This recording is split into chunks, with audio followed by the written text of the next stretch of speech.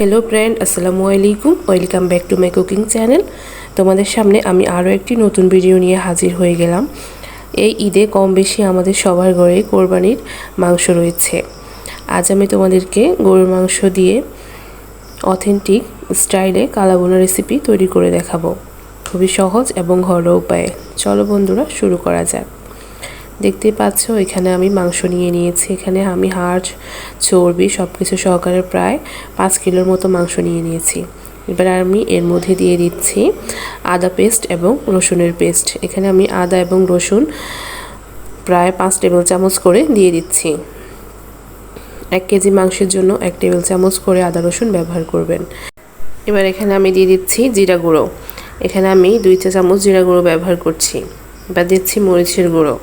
এখানে আমি 1.5 চামচ মরিচ গুঁড়ো ব্যবহার করছি। এবার দিচ্ছি ধনিয়া গুঁড়ো দিয়ে দিচ্ছি 1 চা চামচ।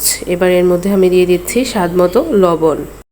এবার এর মধ্যে আমি দিয়ে দিচ্ছি হলুদ গুঁড়ো। এখানে আমি 2 চা চামচ হলুদ গুঁড়ো দিয়ে দিচ্ছি। এবার এখানে দিচ্ছি পেঁয়াজ কুচি। সাধারণত কালাভুনাতে একটু বেশি পরিমাণে পেঁয়াজের প্রয়োজন হয়। এখানে আমি দিয়ে দিচ্ছি 2 কাপ পেঁয়াজ কুচি এবং 1 কাপ বেরেস্তা। এবার এখানে দিয়ে দিচ্ছি হাফ কাপ তেল। এবার সবগুলো উপকরণকে খুব ভালোভাবে হাতের সাহায্যে মেখে নিতে হবে। এই পার্টটা খুব ইম্পর্ট্যান্ট একটা পার্ট। যত ভালোভাবে সবগুলো উপকরণকে মাংসের সাথে মিক্স করে নেওয়া যাবে তত ভালোই টেস্ট আসবে।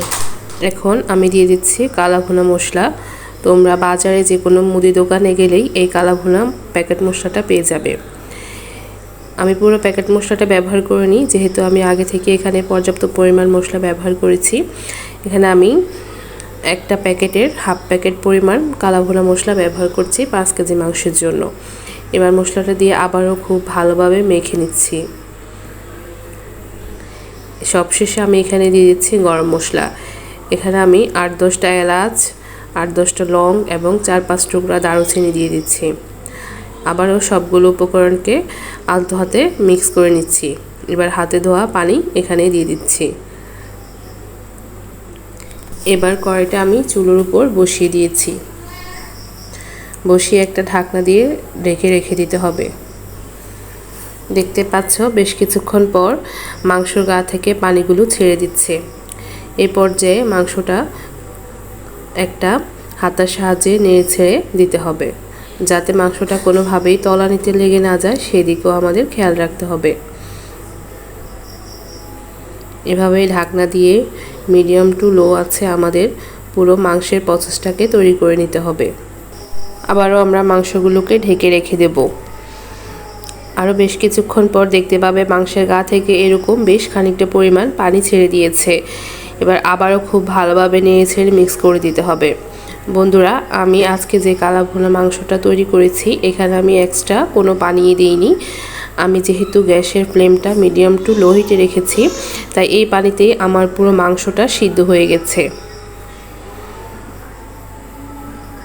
দেখতেই পাচ্ছ মাংসটা কতটা লোভনীয় মনে হচ্ছে। এভাবে বেশ খানিকক্ষণ ঢাকনা দিয়ে ঢেকে আবার ঢাকনা খুলে নেড়ে ছেড়ে দিতে হবে। খেয়াল রাখতে হবে যাতে মাংসটা ভালোভাবে সিদ্ধ হয় এবং কোনোভাবেই তলানিতে লেগে না যায়। তাই কিছুক্ষণ পর পরই মাংসটাকে খুব ভালোভাবে নেড়ে ছেড়ে মিক্স করে দিতে হবে। আবারও আমি ঢাকনা দিয়ে ঢেকে রেখে দিচ্ছি। দেখতে পাচ্ছ পানিটা শুকিয়ে এসেছে এবং মাংসটা অনেকটাই কমে গেছে। যেহেতু এখানে ভুনা মাংস তৈরি করছি, তাই স্বাভাবিকভাবেই যে পরিমাণ মাংস নেব তার অর্ধেক পরিমাণই মাংস হয়ে যাবে। দেখতেই পাচ্ছ মাংসটা কতটা লোভনীয় দেখাচ্ছে। মাংসটা হয়ে গেছে। এবার আমি মাংসের গা থেকে এই মাখা মাখা ঝোলগুলোকেও শুকিয়ে নেব। দেখতেই পাচ্ছ বেশ কিছুক্ষণ পর আমার মাংসের ঝোলটা পুরোটাই শুকিয়ে এসেছে। এবার আমি নেড়ে ছেড়ে দিচ্ছি যাতে আমার মাংসটা কোনোভাবেই তলানিতে লেগে না যায়। এবার আমরা একটা পোড়ন তৈরি করব। এর জন্য একটা কড়াই বসিয়ে নিয়েছি এবং কড়াইতে দিয়ে দিচ্ছি হাফ কাপ পরিমাণ সরিষার তেল। বড় সাইজের একটা রসুনকে কুচি করে আমি এখানে দিয়ে দিচ্ছি। রসুনটা দিয়ে খুব ভালোভাবে নেড়ে ছেড়ে তেলের সাথে রসুনটাকে ভেজে নিতে হবে। দেখতে পাচ্ছ রসুনটা হালকা ব্রাউন কালার ধারণ করে এসেছে। এই পর্যায়ে আমরা এখানে দিয়ে দেব কিউব করে কেটে রাখা হাফ কাপ পেঁয়াজ কুচি। পেঁয়াজটাকে দিয়ে আবারও খুব ভালোভাবে নেড়েছেড়ে সবগুলো উপকরণকে একসাথে মিক্স করে নিতে হবে। পেঁয়াজটা নাড়তে নাড়তে দেখতে পাবে পেঁয়াজটা খুলে খুলে আসছে এবং সবগুলো উপকরণকে খুব ভালোভাবে নেড়েছেড়ে মিক্স করে হালকা একটা ব্রাউন কালার যখন চলে আসবে তখন বুঝতে হবে আমাদের পোড়নটা তৈরি হয়ে গেছে। এর মধ্যে আমি দিয়ে দিচ্ছি 3-4টা শুকনো মরিচ। আবারও সবগুলো উপকরণকে খুব ভালোভাবে নেড়েছেড়ে মিক্স করে নিয়েছি। দেখতে পাচ্ছ ব্রাউন কালার চলে এসেছে, তার মানে আমাদের পোড়নটা তৈরি। এবার আমরা পোড়নটাকে যে কালা ভুনা মাংসটা তৈরি করে রেখেছিলাম সেই কালা ভুনাটার উপর ঢেলে দেব। ঢেলে আবারও খুব ভালোভাবে সবগুলো উপকরণকে নেড়েছেড়ে মিক্স করে নিয়ে চুলোর উপর আর 5 থেকে 7 মিনিট রেখে দিলেই আমাদের কালা ভুনাটা তৈরি হয়ে গেল। বন্ধুরা, তোমরা যারা এখনও আমার চ্যানেলটিকে সাবস্ক্রাইব করোনি প্লিজ আমার চ্যানেলটিকে সাবস্ক্রাইব করে দিও। আর আমার চ্যানেলের এরকম আরও নতুন নতুন ভিডিওর আপডেট পেতে হলে অবশ্যই সাবস্ক্রাইবের পাশে যে বেল আইকন আছে সেখানে নোটিফিকেশনটা অন করে রেখো। এতে করে আমার চ্যানেলে দেওয়া ভিডিওগুলো সবার আগে তোমরা দেখতে পাবে। দেখতে পাচ্ছ কত সুন্দর লোভনীয় একটি কালা ভুনা রেসিপি তৈরি হয়ে গেল।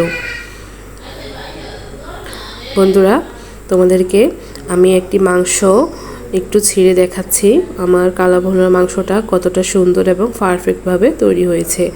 দেখতে পাচ্ছ মাংসটা সফট হয়েছে এবং ভিতরটাও খুব সুন্দর একটা কালার এসেছে। বন্ধুরা, আজকে এইটুকুই। আল্লাহ হাফেজ। দেখা হবে নতুন আরও একটি ভিডিওর সাথে।